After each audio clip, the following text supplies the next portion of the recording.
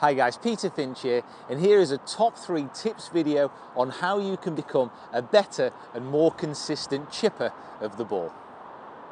Now, to become a better chipper around the green, the one thing you need more than anything else is strike and control. So you need to strike the ball well, which will give you backspin, which will give you control over the shot.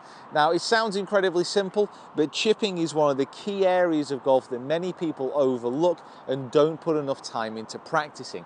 If you can become a good chipper, your whole game will lift as a result, because not only does it mean that you're able to scramble up and down and get pars, but it also means you'll be a lot more confident on your approach shots, because you know if you miss the green, you'll have a little bit more leeway and a little bit more skill and guile to actually get the ball into the hole. Now, one of the key things that we do need to get sorted, first of all, is your setup. Setup when chipping is absolutely critical, and it is very important for you to achieve success. Now, with a chipping setup, the first thing you need to do, I've got my 56-degree sand wedge here, but the first thing that you need to do when chipping is figure out what trajectory of shot that you want to be seeing. Now, if you want to be seeing a lower shot, so one that kind of gets onto the green with a 56, if you're playing a lower lofted iron, it's a little bit different, but I've got my sand wedge here. So if I want to see a slightly lower shot that checks and grabs on the green and then just has a little bit of a release out, the ball position is going to be further off my back foot. If I want to play a standard chip shot, if you want to call it that, the ball position will be in the middle. And if I want to play a slightly higher shot, the ball position will be further off my front foot. Now, those are all pretty straightforward and pretty standard, whatever kind of chipping method that you're using. But in general, if you want to see the different flights, look at these different ball positions, because they all affect angle of attack into the ball. Back of the stance being steeper, front of the stance being a little bit shallower. Now, for these demonstration shots, I'm going to be playing it nearer the back foot, because I want a little bit of a low trajectory, a little bit of a skid, and then a little bit of a release out. Now, the first thing that we want to be doing, apart from getting our ball position sorted, apart from picking the trajectory of the shot, is getting the body set up correctly. Now, the first thing to do with the body setup, and you'll see from the rear view camera here what I mean, is actually getting the hips and the feet angled off slightly more to the left-hand side to actually make sure the hips and the lower body are open to the target line. Now, this is because within a short shot, you don't have time to turn and rotate your hips. So you need to preset them in an impact position. So presetting them in an impact position, more similar to what you'd be seeing if you hit an iron shot. So you want to be setting your feet and your hips slightly open to the target, not massively. We're not talking opening up the body like this for almost like a flop shot style. We're only setting up just a yard or two left of the target. Now, you can see here, my ball position is off my back foot, but I'm also going to put a little bit more weight onto my front foot. So about 60% of weight is now on my left side. My shoulders are then going to come around, and like I said, from the rear view camera, you'll see this as well. So they are square over the target line, square to the target line, should I say, so parallel to the target line. Now, this means that my feet and my hips are set open, so they're preset into the impact, but because my shoulders are square to the target line, my path should move back, straighter and straighter through.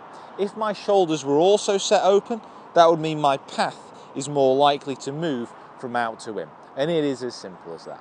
So I've got my feet and my hips open, I've got 60% of weight on my front foot, and I've got my shoulders square and parallel to my target line.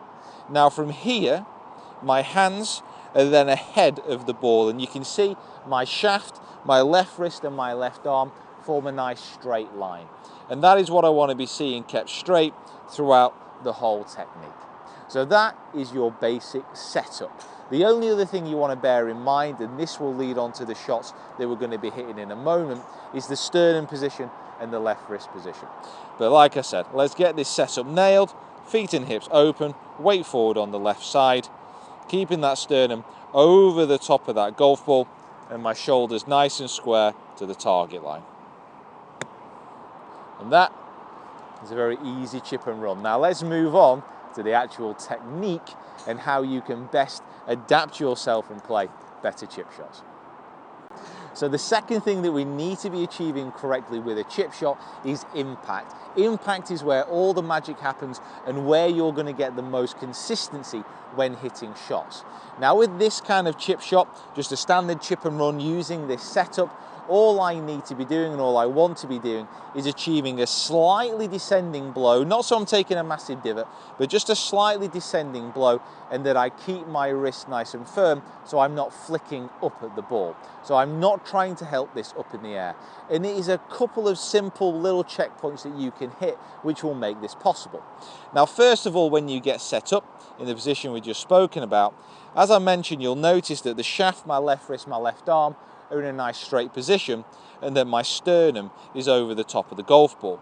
Now what I want to be doing is taking the club back, maintaining the straight line between my wrist, the shaft and the actual arm, moving it back into impact, maintaining my sternum position on top of the ball, maintaining the straightness of that left arm, and then moving that left arm through into exactly the same position.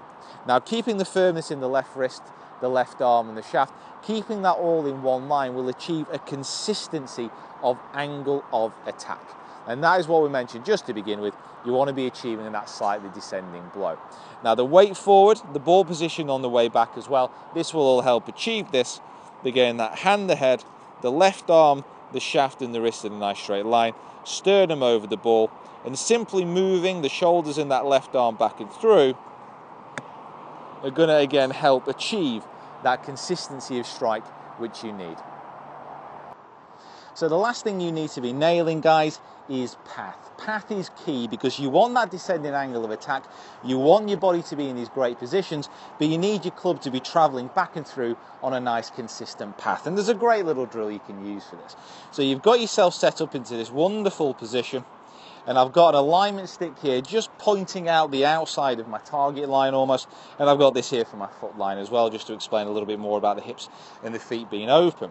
But all I'm going to do is going to keep those left arms straight, moving my shoulders back and through, so maintaining the triangle between my hands and my arms, and very simply just trying to get this club moving back straight from the ball.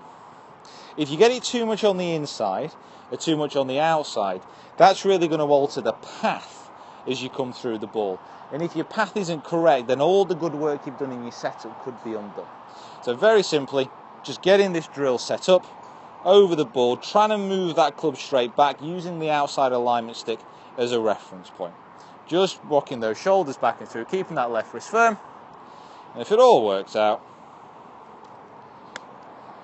should get a nice little chip and run action. Why doesn't it break in from there? I'm sure it breaks in from there, you know.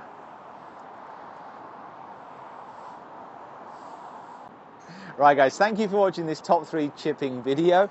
Please let me know what you think, comment in the box below, like and share the video around. If you haven't subscribed to the channel already, please click subscribe for more good coaching content. Well, hopefully good coaching content if you agree. Right guys, thank you so much for watching, and we'll see you next time.